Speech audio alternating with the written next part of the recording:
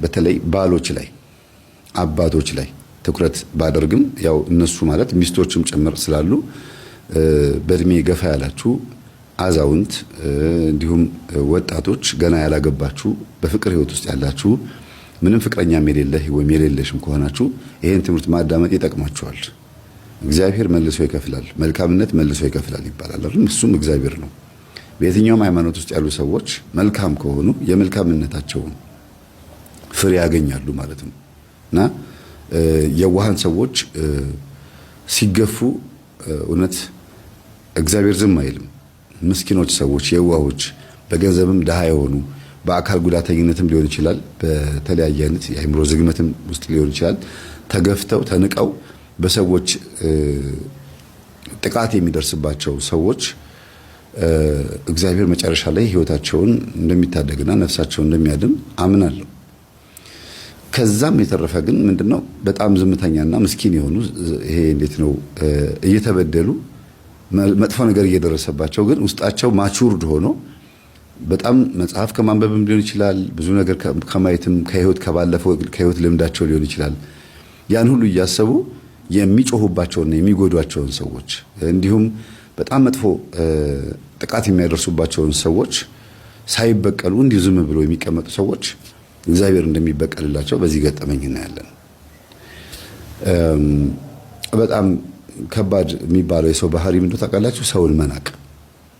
ሰው እንዴት እንደሚወለድ ቪዲዮን እዩትና እኔ እንዴት እንደዚህ ተወልጄ በሰው እጅ አድጌ እንዴት ነው ሰውን የምንቀው ብላችሁ አስቡት እስቲ። እንዴት እንደምትወለዱ ምንም ሰርች አርጋችሁ በየትኛው አይነት ቋንቋ ሰርች አርጋችሁ ግቡና ሰው እንዴት እንደሚወለድ ሰው እንዴት ህፃን ሆኖ ከእናቱ ማህፀን ወጥቶ እንዴት በሰው እጅ 2 ዓመት ሙሉ 3 ዓመት ሙሉ ዳዴ ማለት እስከሚጀምር ተውት። 3 ዓመት አይደለም በቤተሰብ እጅ ላይ እንዳለ በአጠቃላይ በህይወት እድሜያችን 18 ዓመት 15 ዓመት እስኪሞላን በሰው እጅ ነው ያለነውና ካደግን በኋላ ገንዘብ ከያዝን በኋላ ሰዎችን መናቅ፣ ሊያውም ልጆቻቸውን የሚያሳድጉ እናቶችን መናቅ በጣም ከባድ ነው። ሰዎችን ማቃለል፣ ሰዎችን ማዋረድ በጣም ከባድ ነው አይደለም? እና በዚህ ልክ እኔ ማን ነኝ ብሎ ማሰብ ያስፈልጋል። ለዚህ ነው ቅዱሳን እኔ ትል ነኝ፣ እኔ ትቢያ ነኝ፣ እኔ አመድ ነኝ ብለው የሚናገሩት ከመሬት ተነስቶ አይደለም።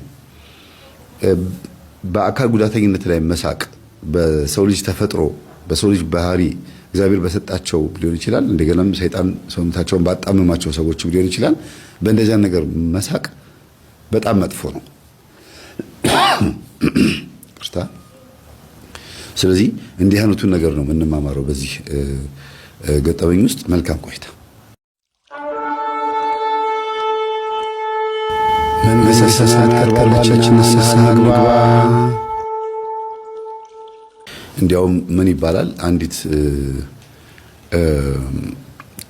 ከነጮች ሀገር የመጣች አፍሪካን የምትጎበኝ ሴት ማለት ነው ከብዙ ዩኒቨርሲቲ ተማሪዎች ጋር በህብረት የሚመጡ በጣም ብዙ ጎብኚዎች አሉ። በነገራችን ላይ ግራጁዌት ያደረጉም ገና ዩኒቨርሲቲ እየተማሩ ያሉትም ይመጡና አፍሪካን የመጎብኘት ልምድ አለ። ከዚህ ከ15 ዓመት ወደዚህ እየላኳቸው የሚሆን ኮንስፓይሬሽን አይዶን አላውቅም። እኔም ራሴ ይሄ ነገር አጋጥሞኛል። በካስጎብኚ ድርጅቶች ጋር ኢትዮጵያን ዞሬ የማስጎብኘት ቱርጅማንም ሆኜ ካሜራማንም ሆኜ እንዲሁም ቤተክርስቲያን ታሪክ በማወቄ ብዙ ነገሮችን ለማስጎብኘት ሞክሬ ነበርና ይመጣሉ በጣም ብዙ ዩኒቨርሲቲ ተማሪዎች እና እቺ ሴት ወጣት ናት። የሆነ አፍሪካ ሀገር ኢትዮጵያ ውስጥ የሆነ ሀገር ላይ ስትሄድ አንድ አካል ጉዳተኛ ልጅ ታያለች። እናቱ እቅፍ ላይ ነው፣ ገና አራስ ነች እናትየዋ እና ቅርጹ በጣም ያስቃል። እሷ እንደምትለው ከሆነ እንግዲህ እንደሰማነው ከሆነ ህፃኑ ልጅ አፈጣጠሩ አንሼፕድ የሆነ ዲፎርም የሆነ ወይም ነው ቅርጽ አልባ የሆነ ልጅ ነው። ስታዩት የሆነ ነገር እንድትናገሩ የሚያስብል የሚገፋፋ ነውና ሳቀች እና በማየቷ ሳቋ ሊበርድ አልቻለም እና ያቺ የልጁ እናት የህፃኑ የአራሱ ልጅ እናት አራሷ ማለት ነው በጣም አዘነች፣ ውስጧ ከፋት። ምንም ግን ቃላት አልተናገረችም። ይሄ ነገር ካለፈ በኋላ ከ5 ዓመት ነው ከ4 ዓመት በኋላ ይቺ ፈረንጅ ትዳር ትይዛለች፣ እዛው ሀገሯ ማለት ነው። ትዳር ይዛ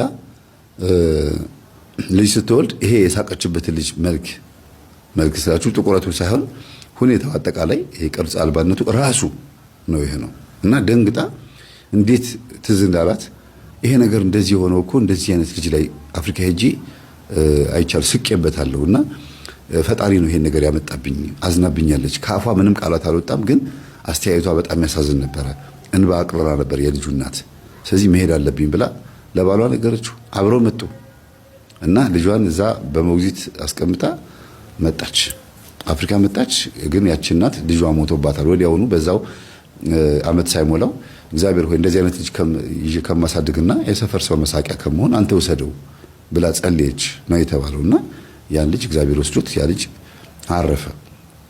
እና ይሄን ነገር ነገረቻት እና በጣም አዝነሽብኛል እባክሽ ምን ካሳ በክስሽ ነው ድጋሚ ሁለተኛ ልጅ ሲወልድ እንደዚህ አይነት ልጅ ማልወልደው ብላ ጠይቃታለች። እና አንዳንዴ ከባድ ነው በሰው ልጆች ተፈጥሮ ላይ መሳቅ፣ በሰው አካል ላይ መሳቅ ከባድ ነው።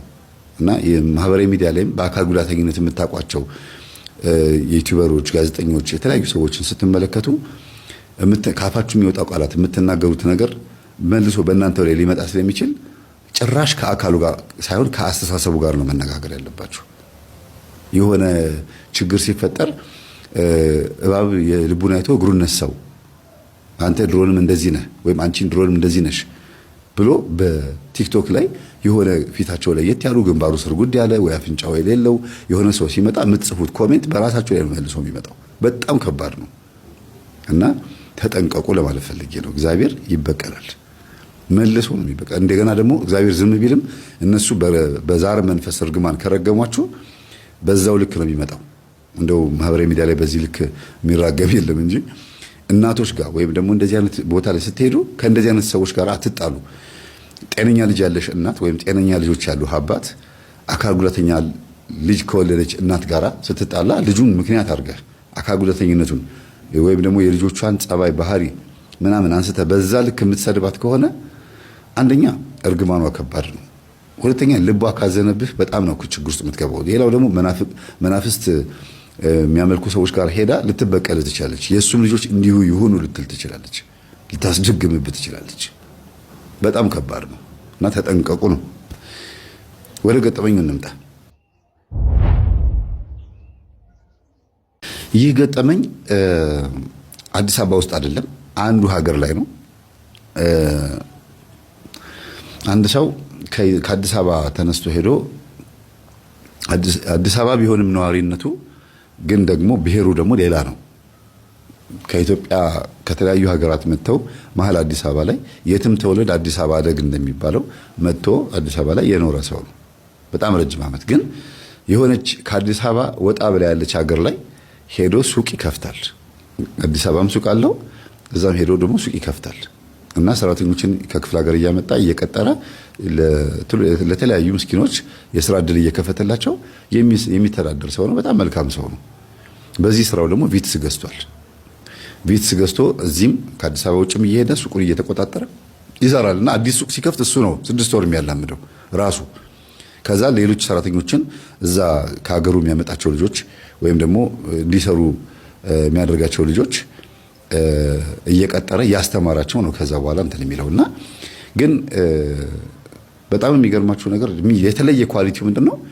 ከሀገሩ የሚያመጣቸው ልጆች ይጎዱታል፣ የገዛ ዘመዶቹ ማለት ነው። ብር ይሰርቁታል፣ የገዛውን ዕቃ የሱቅ ውስጥ ያለውን ዕቃ እየበሉ ምናምን ያስቸግሩታልና የሆነ ጊዜ ላይ ምን ጀምሮ ነበረ? እኔ ዘመዶችን ከማመጣ ከጎዳና ላይ አንዳንድ ምስኪኖቹን ልጅ ያላትን ሴት ወይም ደግሞ አይቼ አጥንቼ በጣም ጥሩ ባህሪ ያለው ልጅ አምጥቼ አስተምሬ አሰልጠኛው ትምህርት እንዲማር እያረኩኝ እዚህ እንዲሰራ አደርገዋለሁ ብሎ እንደዚህ ጀምሮ የሆኑ 5 ነው 4 ዓመታት ላይ ወደ 6 ጎዳና ልጆችን ሴትና ወንዶችን ማለት ነው አሰልጥኖ ሱቅ ውስጥ ቀጥሯቸዋል። እንዲህ የሚያደርግ ሰው ነው። ያልታወቀበት ባለ ሀብት ነው ማለት በጣም ሀብታም አይደለም፣ ግን ሱቅ እየሰራ ብቻውን ስለሚኖር እንደገና ሱስም ስለሌለበት ምንም አይነት ሱስ ስለሌለበት ገንዘቡን ዲፖዚት የሚያደርጉት ያስቀምጣል። ከዛ ደግሞ ምን ያደርጋል? ሲጠራቀም ደግሞ ሱቅ ይከፍታል። ሱቅ ከፍቶ እዛ ሰፈር ላይ 6 ወር ተቀምጦ አላምዶ ከሰፈሩ ሰዎች ጋር ተላምዶ ምን ብሎ ነው እንደገና ደግሞ ወደዛኛው ሱቅ የሚመለሰው። የጠፋ ደግሞ ማን ቢሰራ አይ ሌላ ቦታ ሄጄ ነው ምናምን ክፍለ ሀገር ሄጄ ነው ብሎ ይዋሻል። የሚዋሻው ምንድነው? እዛ ሰፈር ብቻ ሱቅ እንዳለው እንዲታወቅ ስለተፈለገ ነው። ሌላ ቦታ ሱቅ አለኝ አይልም። ብልጥም ነው። በዛ ላይ በማውራት የሚያምን ሰውም አይደለም፣ ዝምተኛም ነው ደግሞ በጣም ትሁትና ዝምተኛ ሰው ነው። ከማውራት ይልቅ በተግባር በስራ የሚያምን ሰው ነው በቃ ባጭሩ። እና ከአዲስ አበባ ውጭ የሆነች ሞቅ ያለች ከተማ ላይ ሄዶ ሱቅ ሲከፍት ሱቁን ለማላመድ በቃ ሙልት አድርጎታል። ሱቁን ለማላመድ እሱና ወንድሙ ነው የሚሰሩት። ወንድሙ ደግሞ አዲስ አበባ ሄጄ መማር እፈልጋለሁ ስላለ ነው የመጣው እንጂ እዛ ሱቅ ላይ ጎዳና ልጆችን ማስቀመጥ ነበር የሚፈልገው። ግን በቃ ወንድሜ ከመጣ እንዲያውም ይሄኛውን ሱቅ ወንድሜ ያላምድልኝ፣ ብዙ አልቆይም፣ 2 ወር 3 ወር ቆይቼ ወደ ሌላ ሱቅ ደግሞ እሄዳለሁ ብሎ ነው ያሰበውና ከወንድሙ ጋር አላመደለት። ግን ወንድሙ መማር እፈልጋለሁ አለ። አይ ዘመድን ማምጣት ችግሩ ይሄ ነው በልሽ፣ ለማንኛውም ተማር በቃ ችግር የለውም ብሎ እዛው ሰፈር ውስጥ ትምህርት ቤት አስገባው። ክረምት ነበር የመጣው ልጁ። ሱቁም የተከፈተው አጋጣሚ ሆኖ ክረምት ነው። ልጁ እዛው ትምህርት ቤት ገባ። ከትምህርት ቤት 9 ሰዓት ነው የሚመጣው። 9 ሰዓት መጥቶ እንግዲህ ማወራችሁ ነገር በጣም ወሳኝ የገጠመኙ ዋና የጀርባ አጥንት ነው የምነግራችሁ። 9 ሰዓት መጥቶ እስከ ማታ ድረስ ከሌሊቱ 5 ሰዓት ምናምን ድረስ ወንድሙ ነው የሚሰራለት። ከዛ ውጪ ቅዳሜና እሑድ የሚሰራለት እንጂ ከጠዋት ጀምሮ እስከ 9 ሰዓት ድረስ ይሄው የሱቁ ባለቤት ነው የሚሰራው።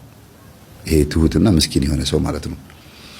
የሀብታም ምስኪን ታውቃላችሁ? ወይም ደግሞ የታታሪ ሰው ገንዘብ በደንብ በትክክል የገንዘብን ጥቅም የሚያውቅ ሰው ሆኖ ግን ትሁት ሰው። ብድር በፍጹም አበድር አይወድም። አበድሪም ብሎ ሲመጡ የለኝም ነው የሚለው። ዱቤ ብሎ ሲመጡ ዱቤ ይሰጣል። ግን ዱቤ የሚሰጠው ቤት አይቶ ሰፈር አይቶ ማንነት አይቶ ነው። ዝም ብሎ ላገኘው ሰው ዱቤ አይሰጥም። መጀመሪያ በደንብ ይግባባቸውና ከዛ የማይከፍሉ መስሎ ከተሰማው ቶሎ ሂሳብ ከተቀበለ በኋላ ከዚህ በኋላ ዱቤ የለም ነው የሚለው። እና ይሄ ለምን እንደዚህ የምታደርገው ብዬ ስጠይቀው አንዳንድ ቤተሰቦች ግድ የለሾች ናቸው። ዝም ብለው የመጡ ዕቃ ይወስዳሉ።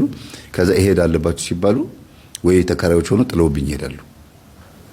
እና እንደዚያ ነገር ስላለ አላደርገውም ነው የሚለው። ሰነፍ ከሆኑ ዱቤ አልሰጣቸውም።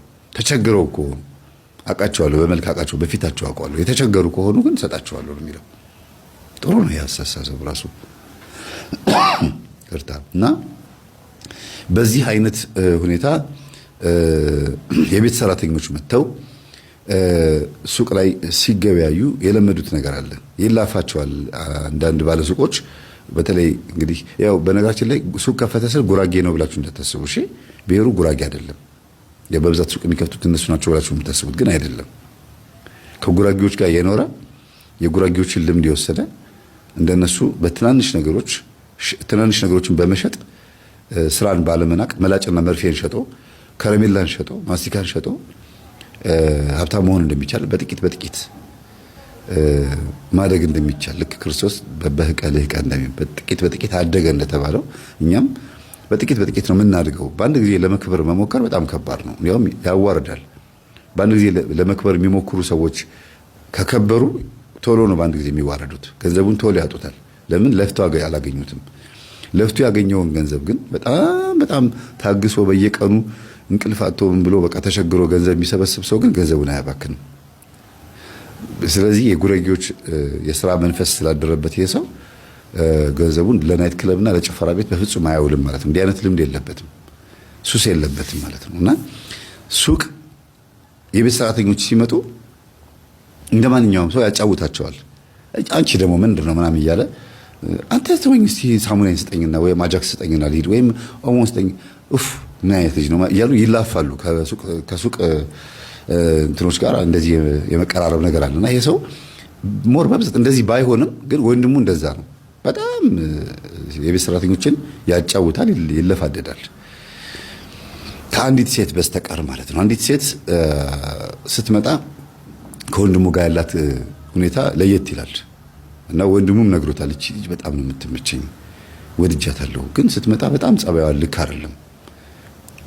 በጣም ፊቷ ግንባሯ ምናምን ትኮሳተራለች እና ወይ እኔን አይታ ይሆናል እንደወደድኳት አስባ ይሆናል ምናምን ብሎ ስለነገረው ከሷ ጋር ሰፋጣ የለም ወንድሙ ማለት ነው።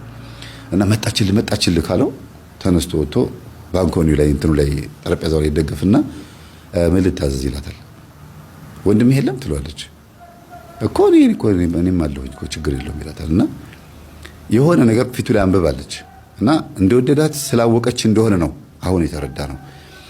እንደወደዳት ስላወቀች እንትን ስጠኝ ትላለች። የሆነ ሁሌ የምትወስደው ቃል አሁን መናገር ስለማልፈልግ ነው በግዴታም ስላልሆነ ነውና እንትን ስጠኝ ትለዋለች እና ሁል ጊዜ እሷ ብቻ ነች ይሄን ዕቃ የምትገዛው እና ለወንድሙ ምን አለው እቺ ልጅ ይሄን ዕቃ ነው የምትገዛው እና የተሻለውን ጥራት ያለውን ዕቃ አምጣላት እና ግን ስትሸጥላት ባመጣበት ሳይሆን በፊት በምትወስደው አርገሽ ሽጥላት አለው እና እሺ ብሎ እንደዛ መሸጥ ጀመረና ስሚ ወንድሜ ይሄንን ዕቃ በጣም ውድ በሆነ ነገር ነው ያመጣልሽ ግን ላንቺ በድሮ ዋጋ ነው የሚሸጥልሽ እና ሁሉ ጊዜ አንቺ ብቻ ስለምትወስጂው ላንቺ ብሎ ነው ይሄን ያደረገው ሲያ ጊዜ ታንኪዩ አመሰግናለሁ ማለችው ኡፍ በቃ አምጣና ብላ ተቀብለው ትሄዳለች አረ ስርዓት ይኑርሽ እንደዚህ አይባልም እንዴ ምን ሆነሽ ነው ታንኪዩ አመሰግናለሁ ነው የሚባለው የእውነት ዕቃውን ሌላ ቦታ ሄጂ ጠይቂው እሺ ሰማሽ ምናምን ብሎ እስክትሄድ ድረስ ይከተላታል ወንድሙ ነው እንደዚህ የሚለው ታናሹ ማለት ነው እና ባከቻ አትሰማም አለው ታች ነው እሱ ታች ተቀምጧል እሷ ስትመጣ መደበቅ ጀምሯል ለምን ጸባይዋ ጥሩ አይደለም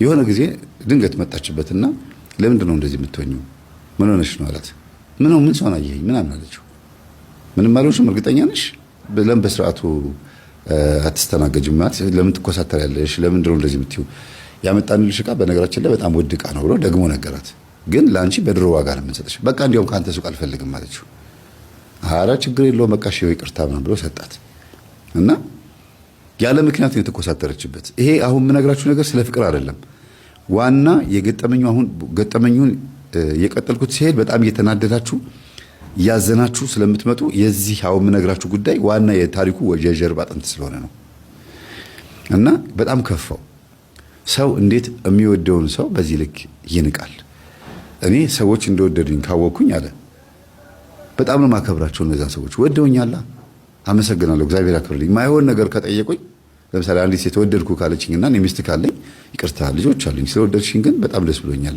መታደል ነው እግዚአብሔር ይስጥልኝ ተባረኪ ምናምን ብሎ እቺ ልጅ በሰላም መሸኘት ነው ብሎ የሚያስብ ሰው ልክ እቺም ልጅ ደግሞ ስትመጣ አይኔ ላይ አንብባለች በቃ አይነ ውሃዬ እንደወደዳት አውቃለች እና ግን በዚህ ልክ ማመናጨቅ ምናምን መንጠባረር አያስፈልግም ነበር ከዛ በቃ አይ እኔም ከልክ አለፍኩኝ መሰለኝ ብሎ ነገሩን መለስ አደረገውና በጣም ስለወደዳት የሚያሳየው ባህሪ እንትን ሆነ የመረገጥ ልክ እንደ መሬት መሬታውን ዝም ብላ ነው የምትረገጠው አይደል አንድ ቀን ያው እኛንም ሁላችንም ትረግጠናለች አይደል ከላይ እንረግጣታለን አንድ ቀን ደግሞ እኛ ከስር እንገባላታለን እና አገኘው ብላ እዛ ውስጥ አፈር ነው የምታረገው እና ይሄ ልጅ ሲሪየስ ለመኩራት አይደለም የሞከረው በቃ ኖርማል በቃ ይቅርብኝ ይሄ ነገር አልፈልግም ብሎ ኖርማል ለመሆን ይሞክራል እና ስትመጣ ምን ስትል የምትፈልገውን ዕቃ ስትጠይቀው እሺ ብሎ እንደዚህ አድርጎ ይሰጣታል ዝም ይላል እንደ ድሮ ምናምን እጇን ይዞ ምናምን እንትን አይልም አይጠይቃትም ምንም አይልም ጭራሽ እንዲያውም የባሰ መጥቶ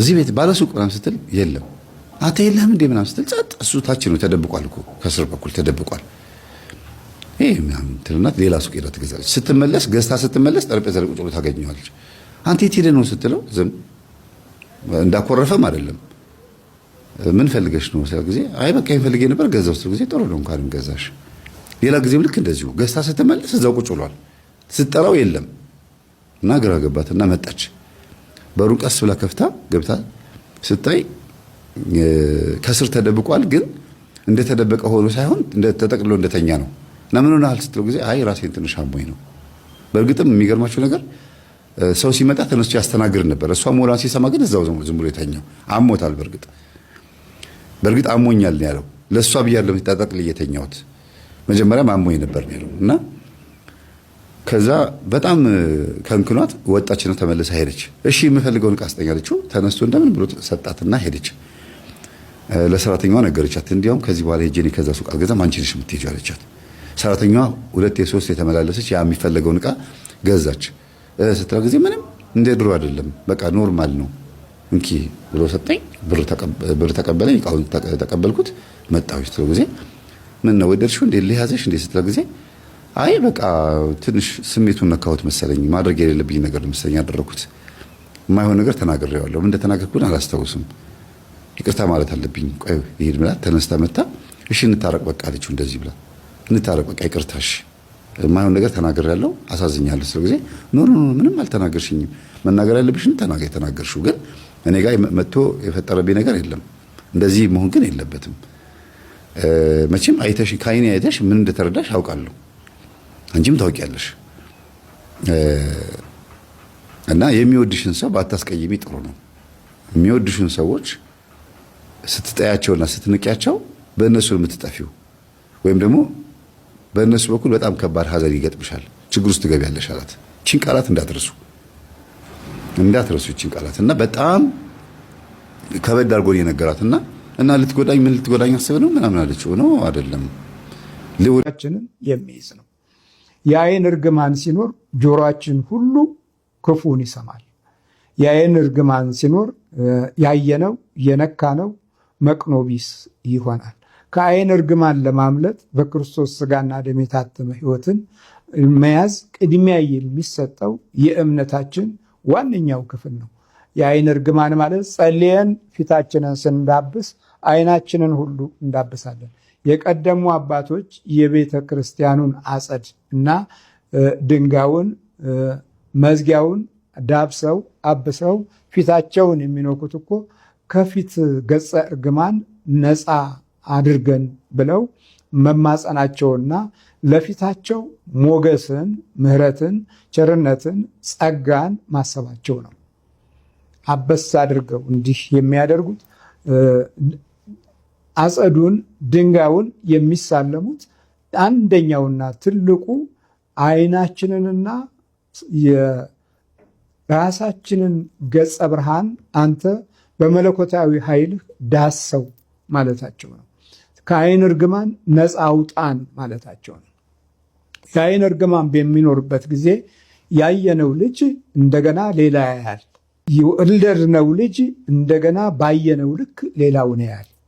በምቀኝነት መንፈስ ልክ ስናይ የሚወለደው ልጅ ደግሞ ከኛ በባሰ የምቀኝነት መንፈስ ያለበት ሆኖ ሌላውን ደግሞ የበለጠ ምቀኛ ሆኖ ትውልድን ያጠፋል። በመጠፋፋት ጎዳና ውስጥ እኛ ያሳለፍነው ባህሪ ትልቁን ጉዳት አንጸባርቋል።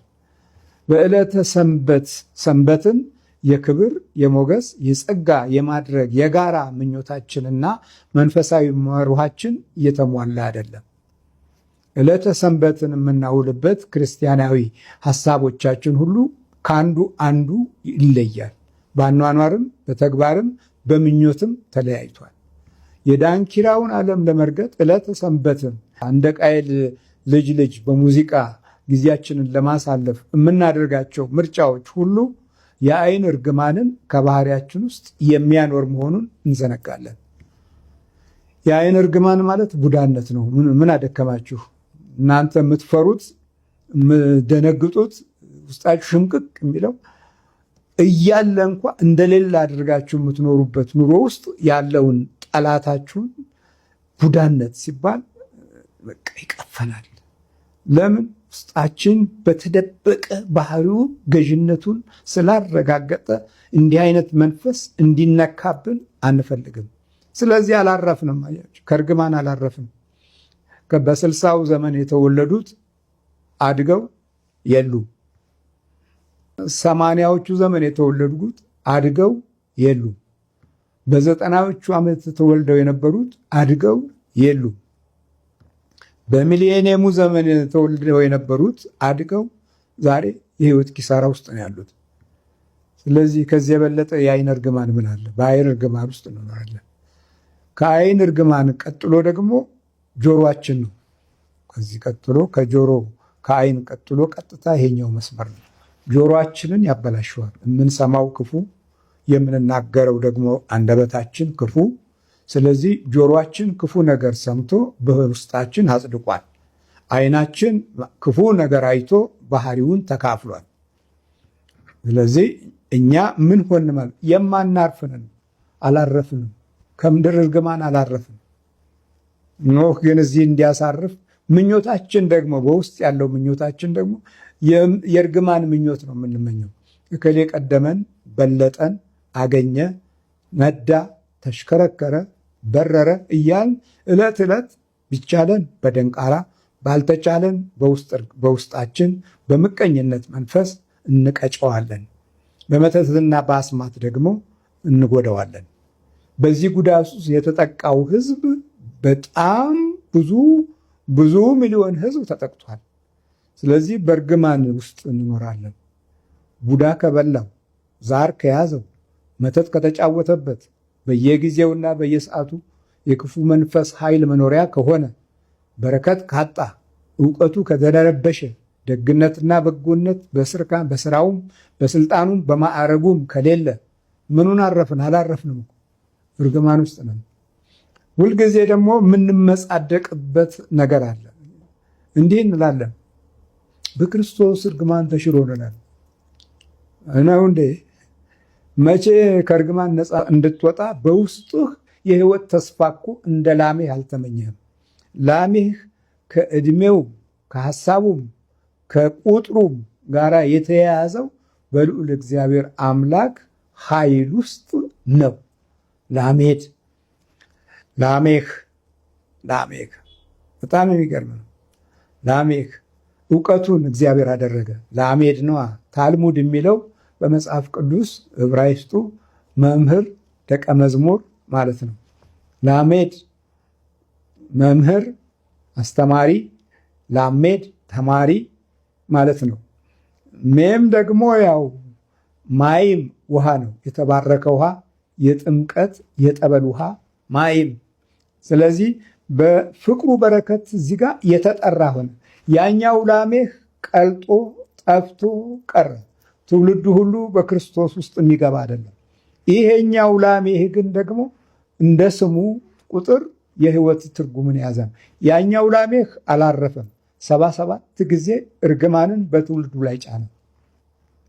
ከቃየል ቀጥሎ እርግማንን በተግባር በዘመናዊ መሳሪያ በዘመናዊ ጥፋት አከናወነ። እግዚአብሔር ይማረን።